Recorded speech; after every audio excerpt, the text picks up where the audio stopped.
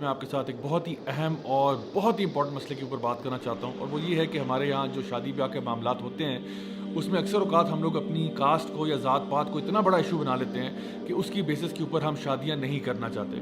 حالانکہ یہ بات جو ہے یہ قرآن مجید کے بالکل خلاف ہے. اللہ سبحانہ تعالیٰ قرآن مجید میں سورہ حجرات کی آیت نمبر 13 میں یہ بات واضح طور پر ارشاد فرماتے ہیں، یا ایھا الناس انا خلقناکم من ذکر و انثی وجعلناکم شعوبا وقبائل لتعارفوا ان اکرمکم عند اللہ اتقاکم ان اللہ علیم خبیر.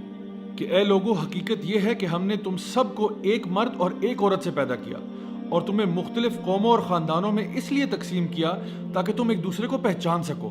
در حقیقت اللہ کے نزدیک تم میں سب سے زیادہ عزت والا وہ ہے جو تم میں سے سب سے زیادہ تقوی والا ہے. اور اگر آپ تھوڑی دیر کے لیے سوچئے کہ ہم جس بھی ذات میں پیدا ہوئے، جس بھی کاسٹ میں پیدا ہوئے، اس میں آخر ہمارا کمال کیا تھا؟ ہم نے کیا اللہ تعالیٰ کو کوئی آرڈر پلیس کیا تھا کہ اللہ میں جٹوں میں پیدا ہونا چاہتا ہوں، یا میں بٹوں میں پیدا ہونا چاہتا ہوں، یا میں راجوں میں پیدا ہونا چاہتا ہوں، یا میں خواجوں میں پیدا ہونا چاہتا ہوں؟ تو پھر اتنا فخر کیسا، اتنا غرور اور تکبر کیسا؟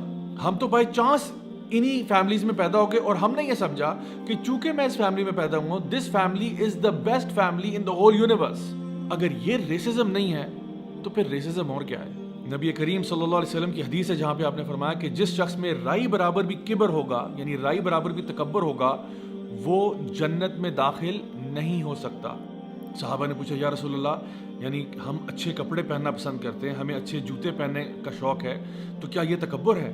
آپ نے فرمایا نہیں، تکبر یہ ہے کہ تم دوسروں کو اپنے سے کم تر جانو. یعنی ہمارے معاملے میں جب ہم دیکھتے ہیں اپنی ٹرائب کو ادھر سمجھنا، دوسروں کو اپنے سے کم تر سمجھنا، اور یہی کہنا کہ بھئی ہم تو یہاں شادی نہیں کر سکتے، یہ تو پتہ نہیں کون لوگ ہیں، یہ تو ہم تو یہاں ان کو گھاس بھی نہیں ڈالتے، یہ کیسے لوگ ہیں؟ اس قسم کا تکبر اپنے اندر ہونا. آپ نے فرمایا یہ تکبر ہے. اور تکبر یہ بھی ہے کہ جب حق بات آپ تک پہنچے تو اس کو جھٹلا دینا. کیا ہم لوگ چاہتے ہیں کہ ہم اپنے تکبر کی وجہ سے جہنم کی آگ میں دھکیل دیے جائیں؟ کیا ایسا تو نہیں ہے کہ ہمارے دلوں کے اندر تکبر بھرا ہوا ہے؟ اگر ہے تو آج ہی فیصلہ کریں کہ اس تکبر کی میل کو ہم اپنے دلوں سے صاف کر دیں گے.